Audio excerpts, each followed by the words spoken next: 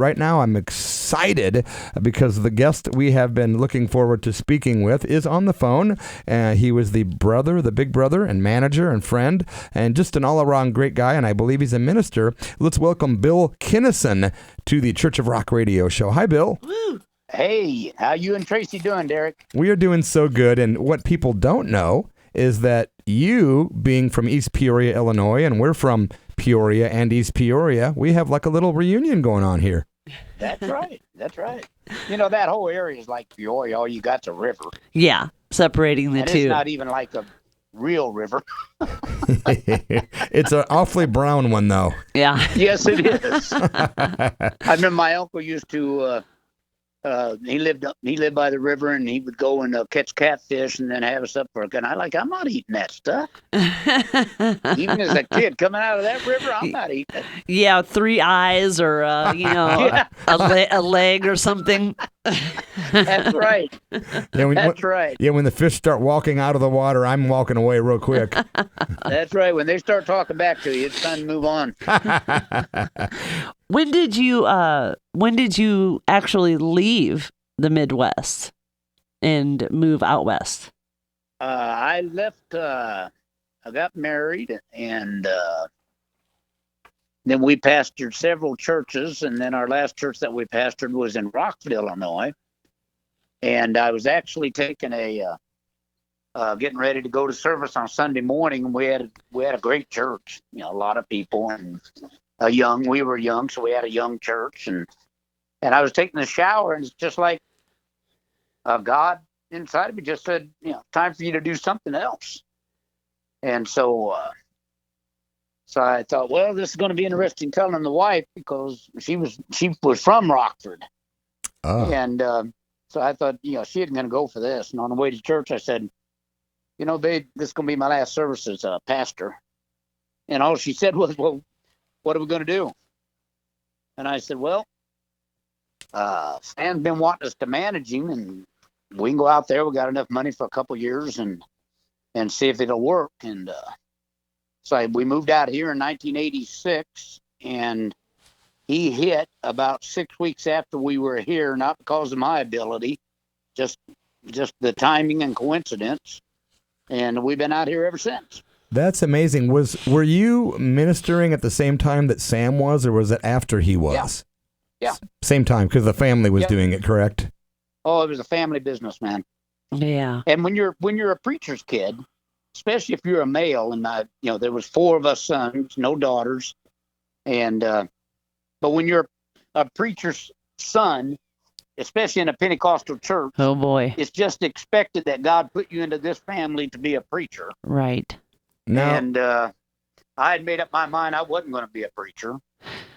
And I hated church and didn't care for God much more than that. And then went to college and had a great job. And I guess my dad put it in my head that, remember one time he goes, if you do anything else, don't preach. Really? But if you're not happy doing anything else, then preach. And I'll never forget, I had a great job. I was a branch manager over 12 offices and in Indianapolis. And I remember I was washing my dishes in this apartment, and I'm looking out the window and I'm going, oh man, I'm not happy. So I guess I'll move back to East Peoria, back into the church, and try to get in the ministry. Wow. That's what we did. Well, because no offense against you, but when I was growing up, it was those preachers' kids we had to look out for. Well, the reason is that we knew everything that your parents were doing, because all of our friends were church kids, and they'd tell us who was beating the crap out of who, and who was cheating on who. So, and you got to remember, there's a lot of frustration as a preacher's kid, man, that builds up in you. That I can't imagine. Liking just other kids. I can't imagine. You got to be the pattern. As actually, and Sam wasn't too good. He was kind of crazy. But just and being a big fan of his, and of course watching his comedy and his videos, I could easily see him being a Pentecostal preacher. I mean, he did it for 7 years. Yeah, I mean, totally. Like, to me, it's I'm thinking, what else would he be? That it fits him. I don't know. I don't know how both of those lifestyles, he reconciled those, but they both seem to me like, except for drugs and drinking, there wasn't a lot of change. I came out and started managing. I didn't have any experience, and everybody was saying, how in the world can you go from being a preacher and managing him? Well, it's, first, the ministry's a business. And regardless if, Christians and everybody else wants to admit it or not, it's a business. Sure. And so when I came out here, I was still in a business. It was just a different business. I see. But Sam, he was actually a very, very good preacher. But his downfall was he just couldn't ask for money. And Really, the churches that we started out in were called revival centers. They're like they're revivals. like the bottom. Yeah. And they have church every single night. So about any preacher can preach there because they got to have preachers every night. Yep. But the deciding factor is how much money you raise. It doesn't make any difference how many people you convert or how big your crowd was. It was a matter of how much money you raised because you got 50% of it. Wow. And they got 50%. The pastor did. They never gave it to the church. And Sam just, and he admitted it several times on the interview that, he couldn't handle the business back in the office. He always had trouble doing that. Yeah. Reconciling there's that. nothing wrong with that. I mean, that was just his conviction. Sure. I grew up Baptist, very, very Baptist. You're not far from us, man. Yeah. And went to many revivals. Church 3 times a week. And I was fortunate enough to come from a good church, with really good people, really good Christians. So there's some out there. So I have a pretty positive view of that. I have friends who haven't had such positive experiences, but that's every religion. That's every, that's all over. Yeah. But what made Sam, was there like a defining moment that you can recall where he just said, I can't do this anymore, and this is... Yeah, I remember I remember it very easily. He caught his wife in an affair.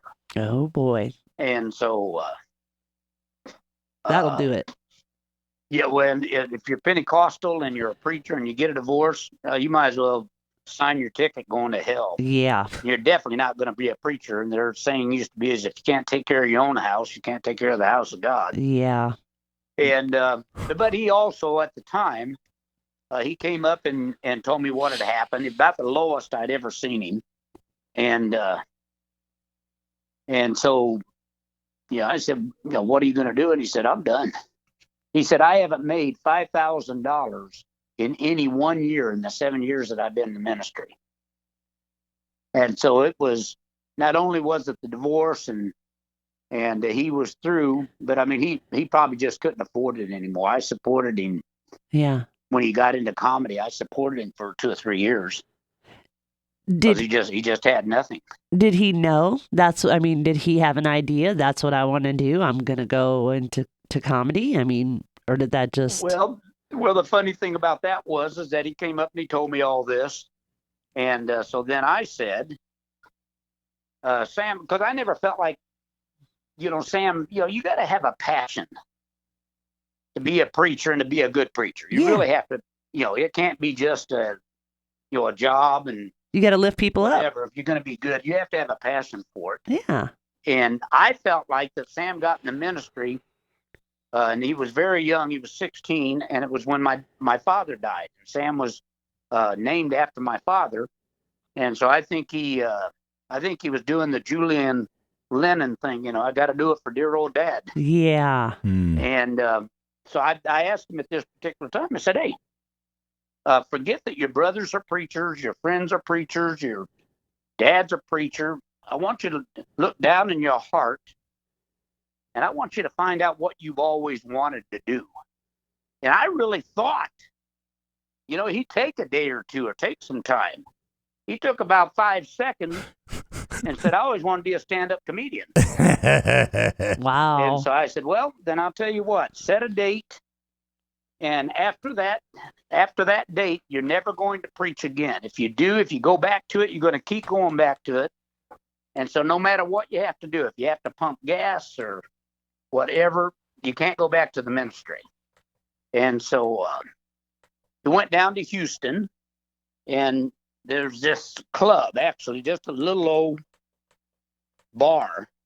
And the funny thing was that they were advertising they was going to teach you how to be a stand-up comedian in a week, which I find really to be humorous now.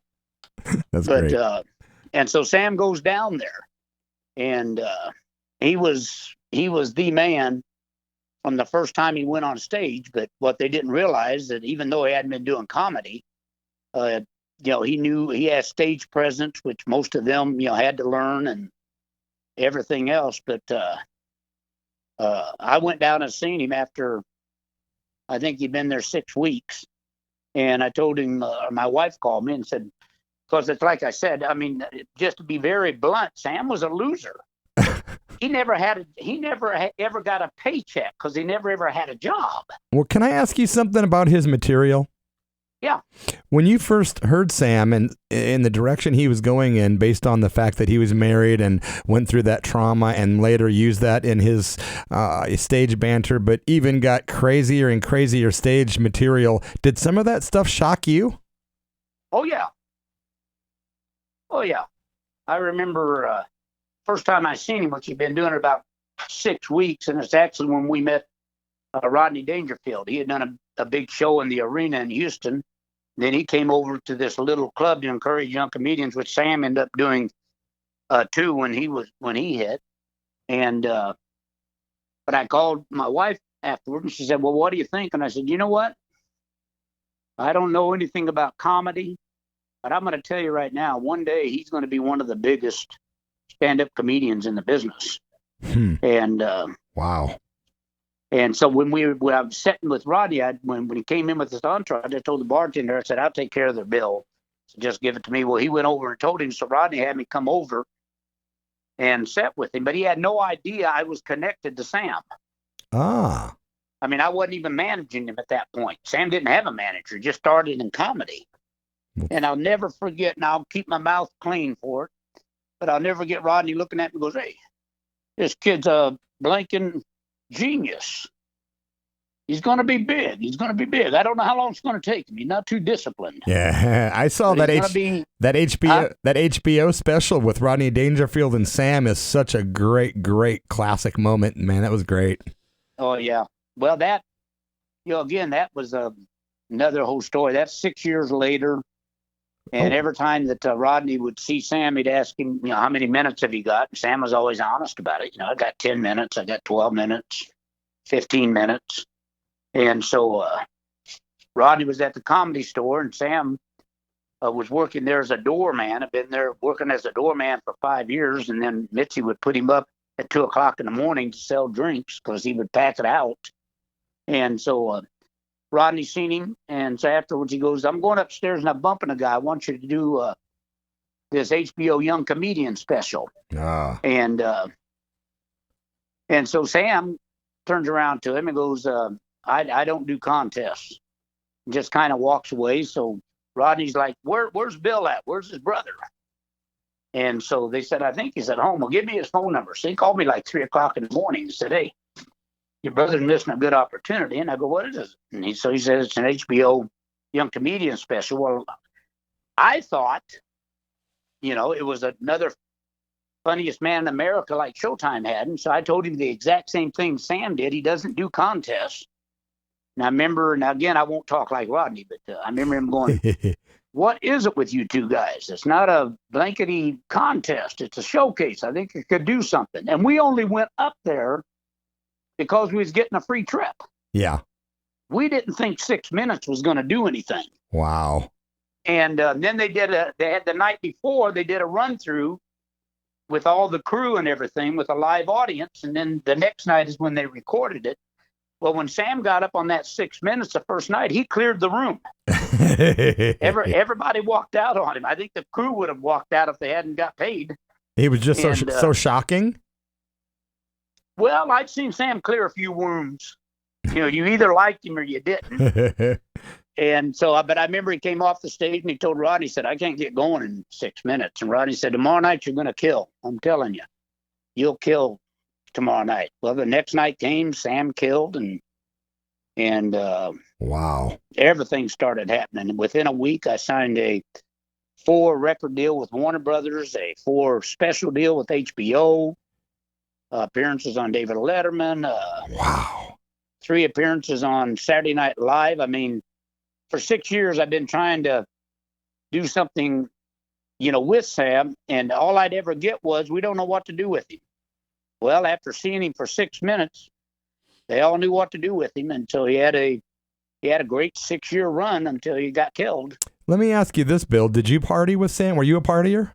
No, I never was a partier. Wow. So how did you view your brother's partying? Did you try to control it, or did you just put up with it? Well, eventually you put up with it. Because how do you control somebody else anyway, Well, I took a drug hit for Sam.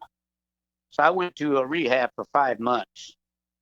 And the one thing I found in there, about the only thing that I really found that worked was, is they taught me, you're an enabler. Yeah.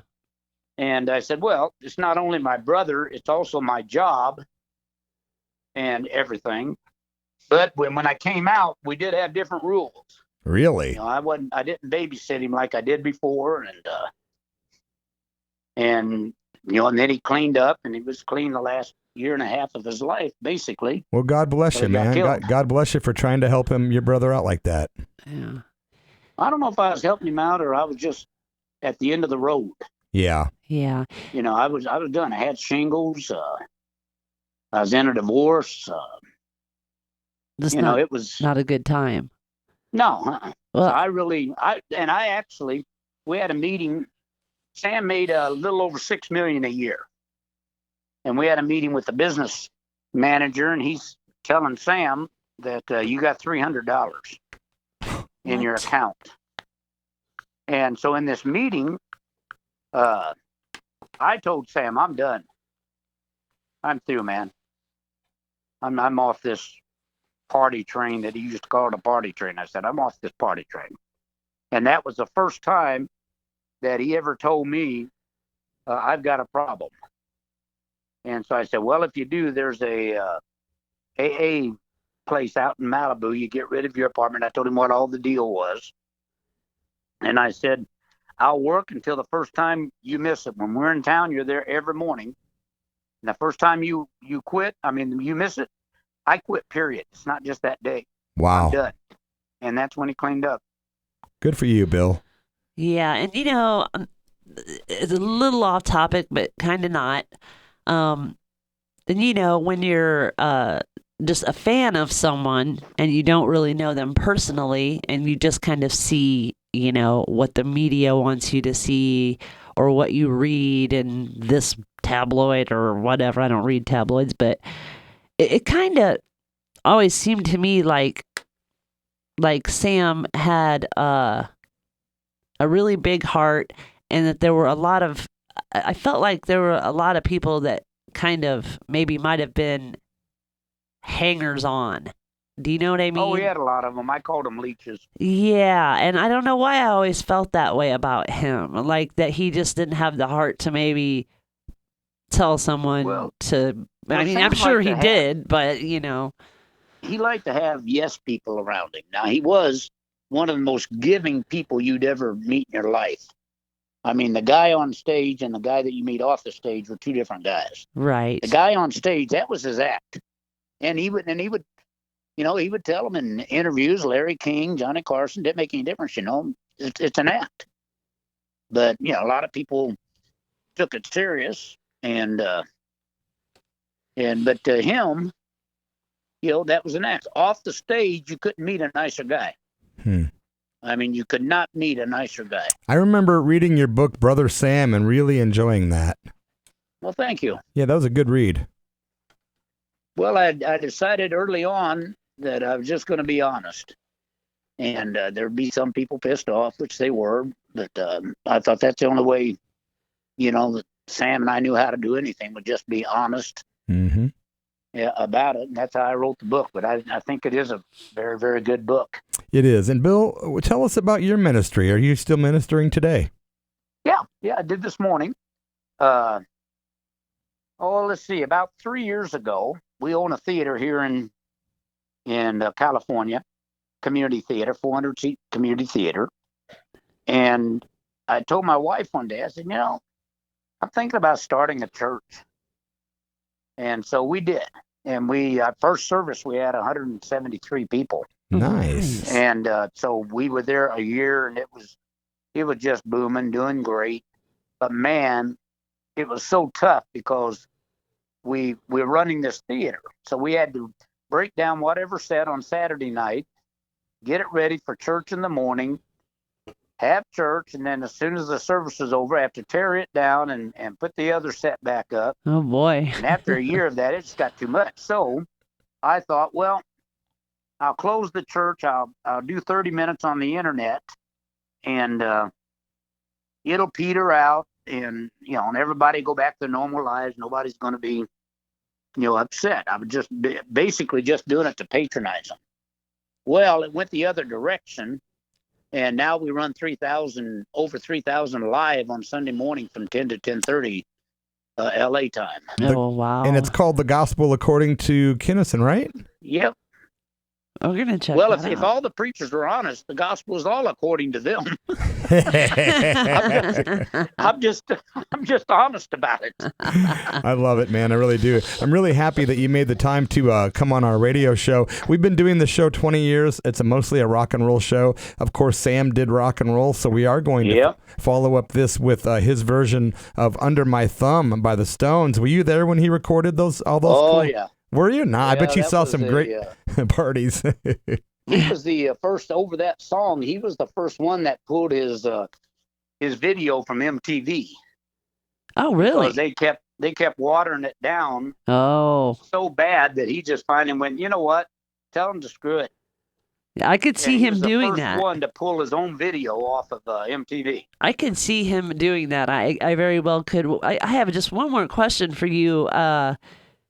Was there ever a time, now I don't know, when you look back at some of the videos that Sam was in and the rock stars that showed up to play, just like a who's who of everybody, and I know, that you came from kind of a different background. Was there ever a time when you were starstruck by someone that you met through Sam? Was there ever a time where you were just like, whoa, that's like, so-and-so from, or did you just not have any kind of... You know what? I was not a rocker. And he And probably... to be honest with you, I'm trying to think of his name, John Entwistle. Yeah. I had no idea who this guy was. We were doing a show down in L.A. at the China Club, and I got there and I said, "Where's Sam at?" And they said, "He's downstairs in the office." I go downstairs, and him and what looks like a dealer, a bum to me, they're cutting lines and everything. So I tell this guy, I go, "Hey, time for you to leave. Either hit the door or have somebody throw you out." And so Sam, who's now they're both out of stoned out of their head, and so Sam starts going, "He don't know, brother. He don't know." And I go, "I don't know what. He don't know. He don't know." I said, "I don't know what." And he goes, "This is John F. and Entwistle from the Who." That doesn't mean a thing to me. Oh, God. So I'm going, "Well, it's good to meet you, John F. and Entwistle. Now, Get out. Take your butt out of this office. We got a show coming up." So Sam goes back again going, "You don't know, brother. You don't know." One of the biggest rock bands I in don't know history. what. And he said, "It's John F. and Entwistle from the Who." And so that showed you about how much I knew rocker. So I was never, it used to really upset Sam that I wasn't starstruck. And I've got many, many, many good friends that are rockers and celebrities and stuff. Well, but I just was never overwhelmed by them. He probably wanted to impress you in his own way. You know what I mean? And he probably, Thought maybe this will do it, but nope. And, coincidentally, John Entwistle died of cocaine use later. Oh, what a shock. Yeah, so that's sad. But yeah, you know what? It is a sad, and he was a nice guy. I mean, I just didn't, at the time, I didn't know who he was. And anytime I, saw somebody like that, around Sam and everything, I just got rid of him. Yeah. Well, what could you do? Yeah. You know? That's about it. But I mean, it was the 80s and 90s, man. I mean, it was crazy.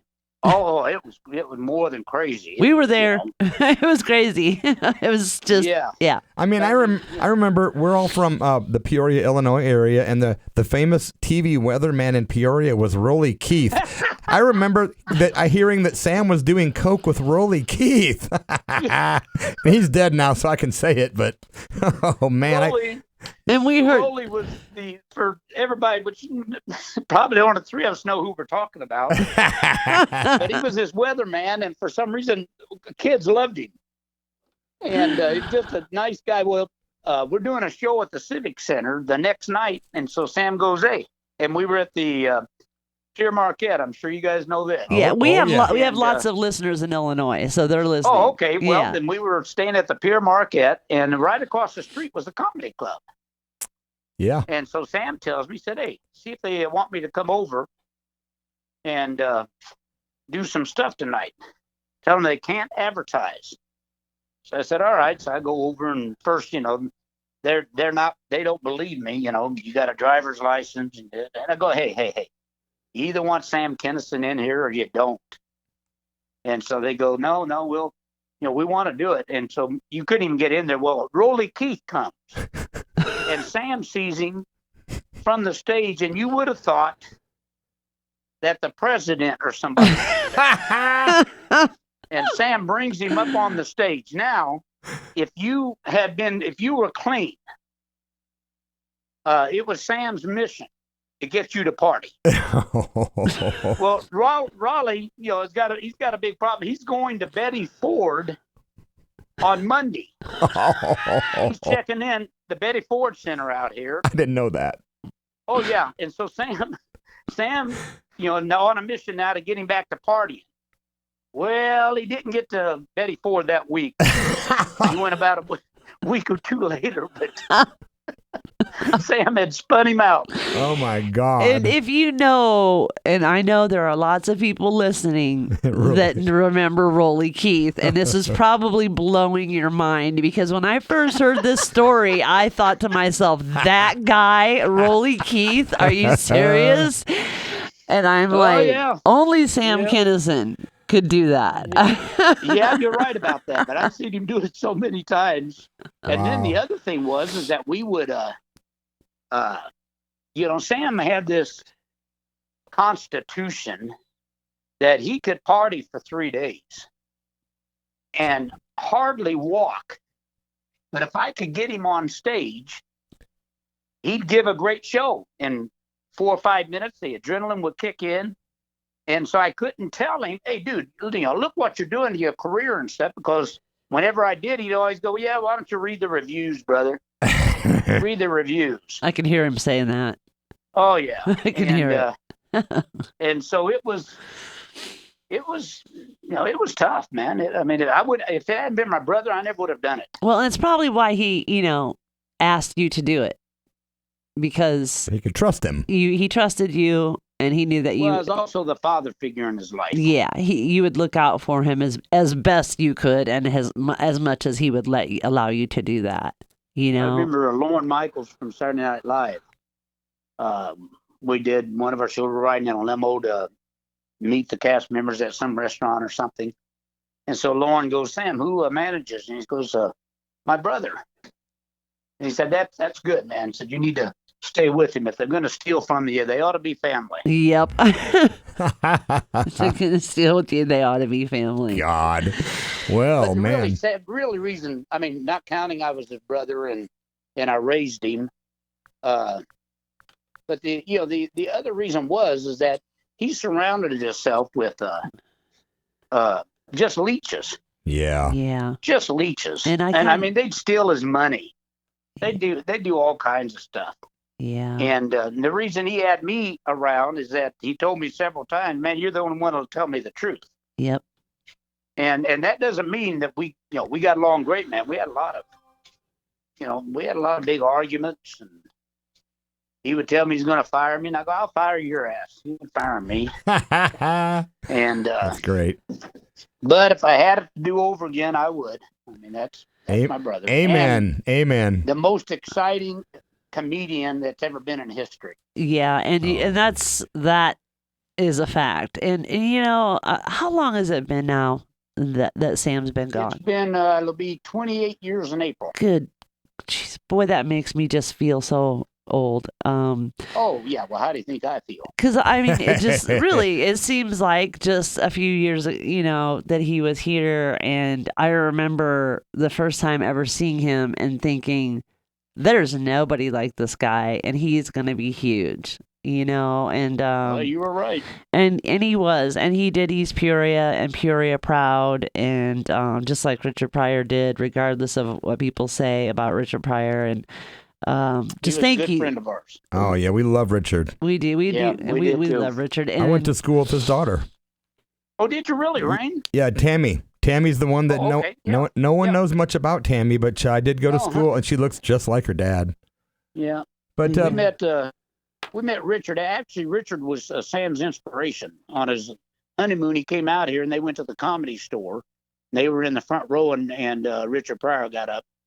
Now, this is 2 years before Sam gets out of the ministry, but he told me when he saw Richard up there, he went, man, I could do this. Yeah. Oh, God. So, those guys are they're just like legends. We were talking one night. We got to be really good friends, and we were talking one night, and Richard and I was back in the green room, and Sam was doing a show, and so he's like, you guys are from Peoria? And I go, yeah. And I go, because Richard's act was basically about being raised in the projects. Yeah, he didn't have too much of a love loss for Peoria. And you guys grew up in the Harrison homes, correct? Yes, and he was in the Taft homes. Yeah, right down the street. Same project, yeah. Still there to this day. And so Richard going, BS, man, you guys wasn't raised in the projects. I said, oh, yeah, we were. So we was in Harrison homes. And he goes, yeah, what's your address? And I told him what the address was. He said, what's your unit number? And I said, still remember, 56. Wow. I remember going, blankety blank, man, you. I said, man, I know a lot of stuff about you. From when I was in the ministry, I used to call people out and stuff. But anyway, I said, I know a lot of stuff about you. I know your pastor, Reverend Hightower, at Morning Star Baptist, and just blew him away. Well, when Sam comes off this show, he comes back there, and, and Richard's like white as a ghost. And so he goes, hey, Richard, what's wrong with you? So I was just talking to your brother. He said, man, he wasn't pulling that gift out on you, was he? He goes, man, he was pulling something out on me. Some voodoo. We ended up, really, really, really close friends. He was a good guy, and he really was. And Sam was too. I wish we had more time to talk, and I would, like to ask you to come back on the show again, because I have so many more questions, and I could talk about Sam and you and his relationship all evening, but we really appreciate you taking the time to call in. Anytime, Tracy. Absolutely. And anytime, I'll be happy to. Yeah, Bill, it's been a pleasure, and we really appreciate your time, and we hope you live long and prosper, and maybe we can do a part 2 sometime. Hey, that'd be fine. I'd love it. Okay. In the meantime, how about we play Sam Kinison doing Under My Thumb? The great Bill Kinison has been our chat tonight on KSKQ and the Church of Rock. Bill, God bless you. God bless you, man. Thank you so much. Thank you.